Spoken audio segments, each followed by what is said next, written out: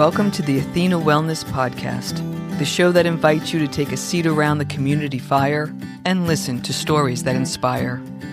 I'm your host, Kathy Robinson, author, coach, and founder of Athena Wellness, a company that's dedicated to supporting you as you create your next chapter, turning life transitions into transformation. Hello and welcome, friends. Thanks so much for joining me. Today I want to share a little bit about my own journey. After spending over 3 decades climbing the corporate ladder and eventually making it to Chief Audit Executive at a Fortune 250 company, I thought I was going to sail through the next 15 years into retirement. But after several years at the top of my profession, I began to feel a quiet pull. The knowledge that the climb was done and it was time for something different, something more intentional. If you're a successful professional feeling the same beautiful restlessness, this episode is for you. We're going to talk about recognizing that feeling as a sign of growth, not failure, and how to harness your incredible professional skills for the next life chapter. We'll explore the parallel path strategy, a smart, strategic way to explore your deepest desires and create your next life chapter without having to resign tomorrow. Plus, I've created a special gift just for you. It's a guide called 5 Questions to Explore a Soulful Second Chapter. It contains the exact reflective work that gave me the courage to make my midlife transition. And you can download it for free at athenawellness.com/reimagine.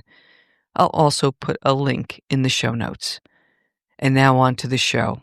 I hope you enjoy it and find it helpful.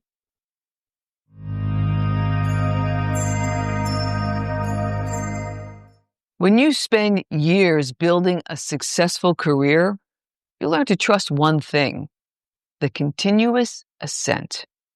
You master the sprint, strategize for the long game, and enjoy the achievement that comes in its wake. What happens when that climb no longer feels compelling?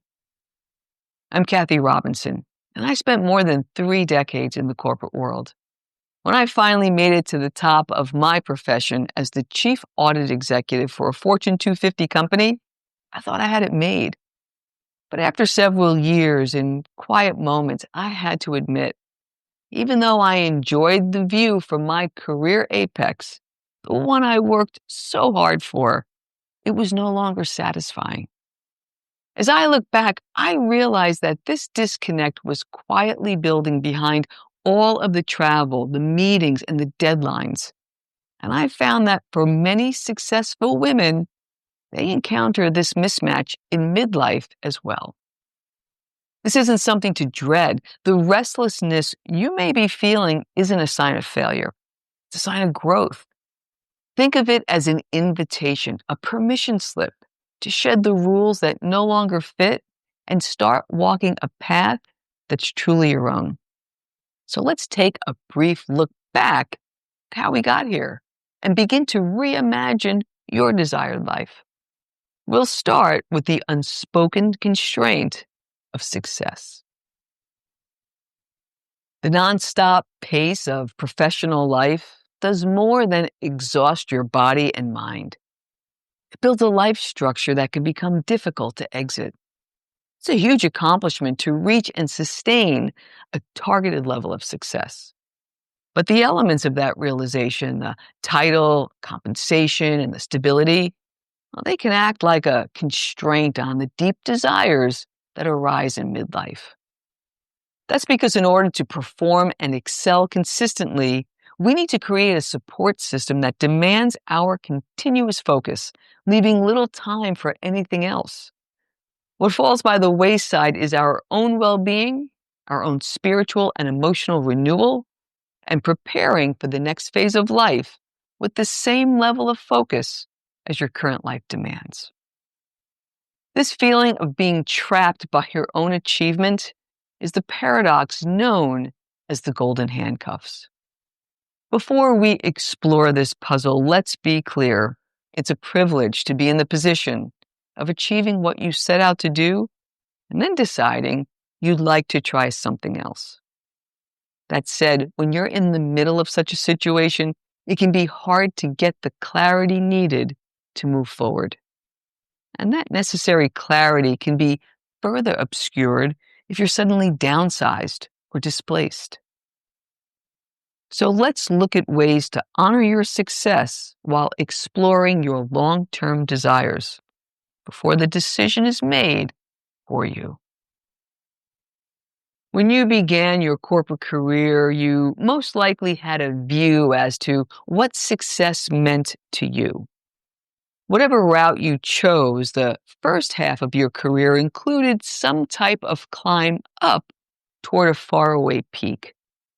Now that you've achieved your major career goals, you can see from this vantage point that it was more of a long, winding road than a straight line of ascent. With that wisdom, we can relax into the notion that the second half of life doesn't need to include sudden ascents or risky leaps. It can be an enjoyable path that you design with intention, one that honors your experiences, desires, and the complexity of your whole self. What's the difference? A climb is rigid, focused solely on vertical progress.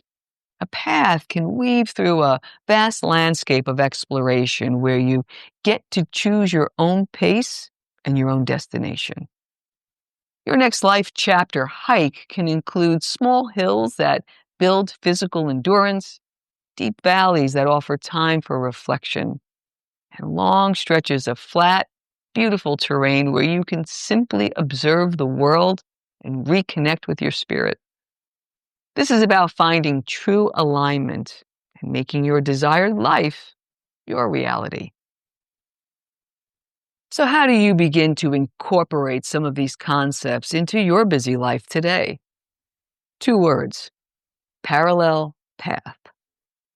It takes time to connect and realign with your true life desires. And your life and career won't stop to allow for the contemplation. That's why so many professionals don't even know what their deep life desires are, never mind coming up with a plan to move toward them. But the beautiful thing about your decades of corporate success is that you're perfectly equipped for this multitasking transition.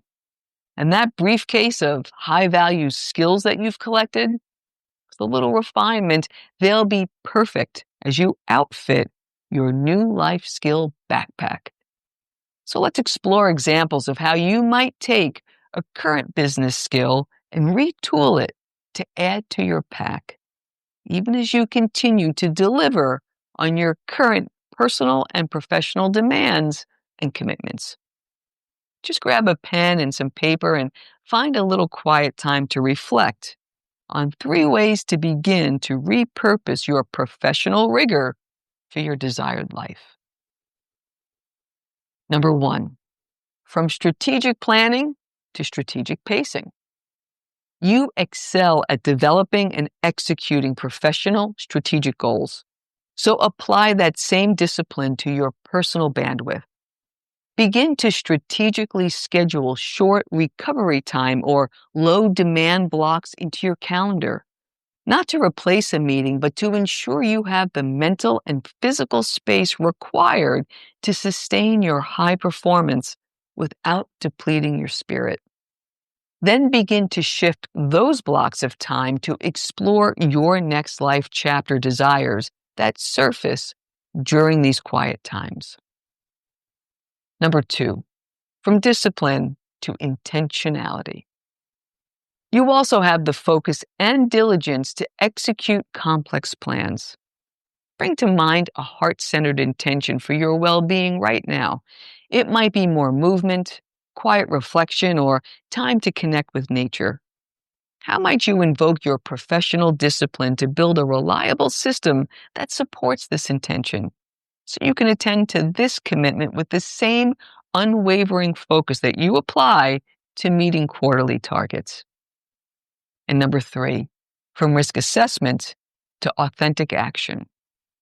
You've analyzed and mitigated business risk across complex organizational landscapes for years. Now turn that strategic lens inward and apply it to your most critical asset, yourself. Consider the true long-term risk of not living the life you yearn for. What's the toll on your body, mind, and spirit? Then compare this internal, unmitigated cost to the external, quantifiable risks of maintaining the status quo. How does it compare? Now apply the same thought process to stepping off your current career path. What's the riskiest choice?